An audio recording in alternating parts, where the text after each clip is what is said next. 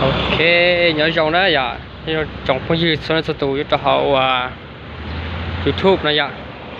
YouTube và Facebook để nó này là của cho nên tôi sẽ share nhớ cho họ nó không làm mẹ chăn xử lý lú để bọn nó cứ giờ lú Honda Elenta dạ Elenta cho tự share này sẽ có gì của chuyện thôi mình đâu cái này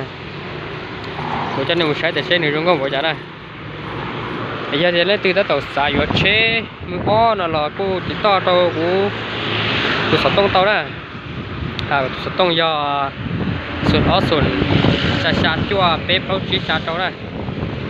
ok cho chế này cho nó ạ đi cho rong có xây giờ này từ nhận đối tượng là sắm toa sai tàu này mà tàu đó nên sai ạ đi cút chiều mấy lúa hán là sẽ được cũng ăn tàu lúa hán thế,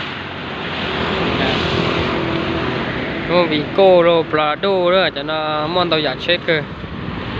sát tàu họ từ là khu sau tới tôi ạ, sau tới được khu đây khu cũ tàu này,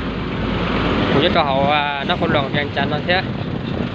để từ sát tàu chết, sát có trong mùng chết chúa nó là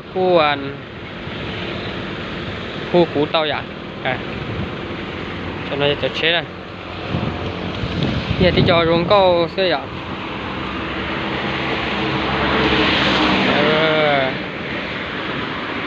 cho nó chế nó từ nhiều họ từ cho nó lý vô đó cho nó này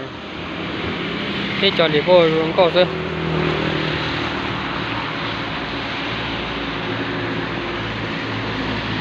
ok cho nó là cũng là review bên dưới nên là thế vậy chúng sẽ hậu thế này thì cũng cho bên một sai ra họ nói ạ sẽ cho nó để bắt đầu cho này ok cho nên cứ giờ mua cho nó nói ạ vì cô đó cho nên là họ chế kia chế mê là cũng mua nhớ được họ nó để cũng mua đâu họ chế cho nên cho Honda Accent đó cho nên là Accent rồi rung câu hết cho nên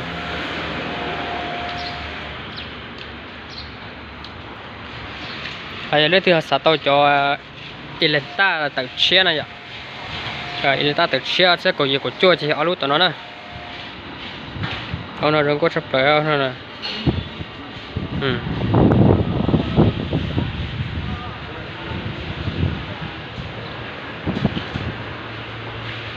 thì cũng cho nên là chỉ sai mình chỉ có khâu lên nói ạ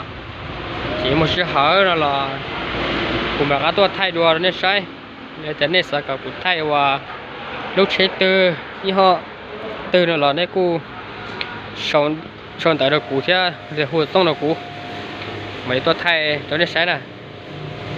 của cho nên là sai mình chỉ đi nói xứ